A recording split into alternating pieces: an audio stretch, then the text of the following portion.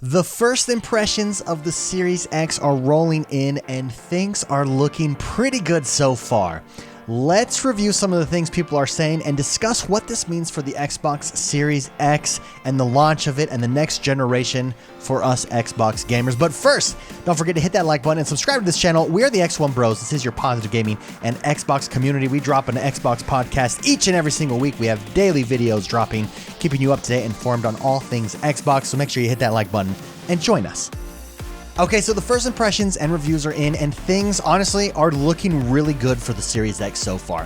First, let's talk about storage. The internal storage on the Xbox Series X is 1 terabyte. A lot of people have complained about it. Is that enough? And it looks like the usable storage space of that is actually only 802 gigabytes, with approximately 20% of the 1 terabyte storage being used for the operating system and system files. Now, this is just how it works with all of these things. When it says a terabyte, you actually don't get a terabyte. However, it looks like Ryan McCaffrey over at IGN did say that when he plugged in the external 1 terabyte proprietary drive from Seagate, that you did get full capacity at 920 gigabytes of storage. So that's really nice. Now, it's yet to be seen how this is going to affect gamers, if it's enough storage for gamers. Myself, I'm going to be transferring files over from my current external drive whenever I want to play them on the internal drive.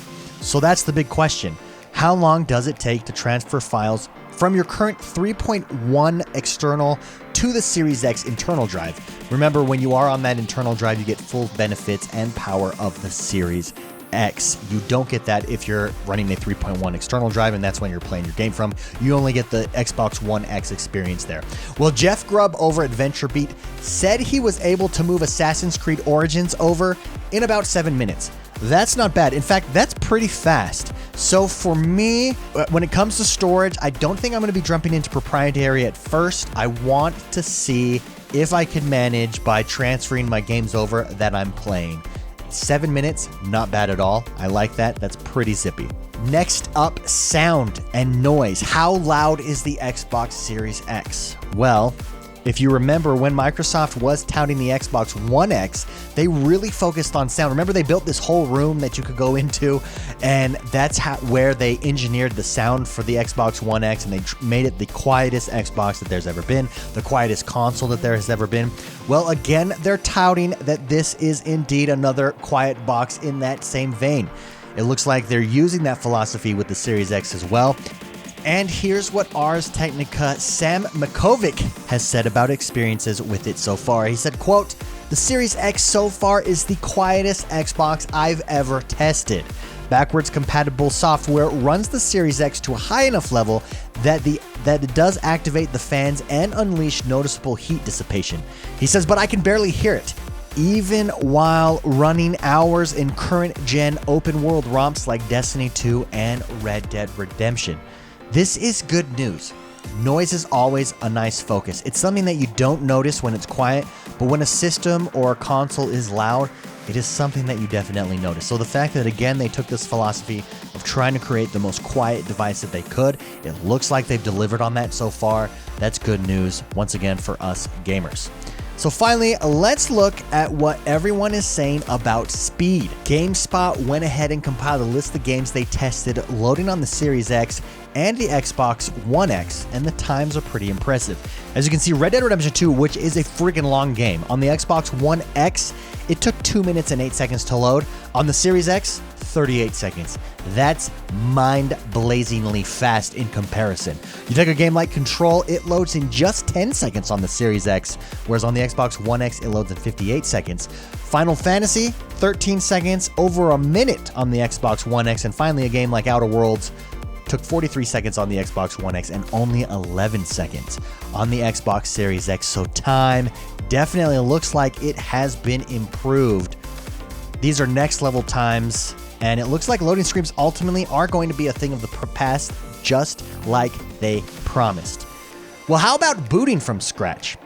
A cold boot or a hard reset, anytime you did that on your Xbox One or your old Xboxes, it took a long time, right? This was the longest process. You had to load up with that loading screen first. It took a little while, and then it finally brought you to the UI.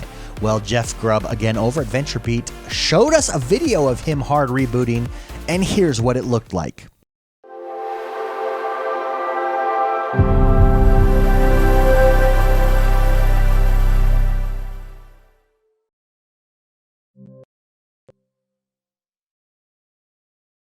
Now, what was that? About 7 seconds? Maybe faster than 7 seconds?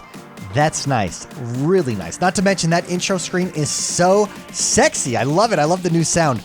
Overall, it looks like everyone that has had some hands-on with the Series X is very impressed with its speed, with its noise. The only downside is that operating system takes up so much space, but that's normal. That's nothing that we weren't expecting already. That's just the nature of software and memory space and how it works. So let's look at reviews. Let's look at what everybody is saying about what they've been able to experience so far. The Verge says, quote, "The experience of switching back to an Xbox One was genuinely dispiriting. For running my existing Xbox games, the Series X feels like I've just upgraded my phone. Everything feels smoother and faster. These games aren't even optimized for the console and they're already running better. So I'm excited to see what truly optimized games will offer in the coming weeks."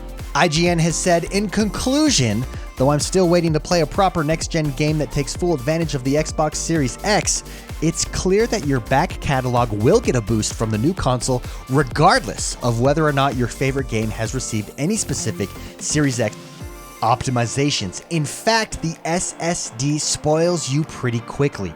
I already never want to see my Xbox One X ever again." And finally, Digital Foundry has says, "Today we can lift the lid on just how powerful the Xbox Series X is when it comes to backwards compatibility.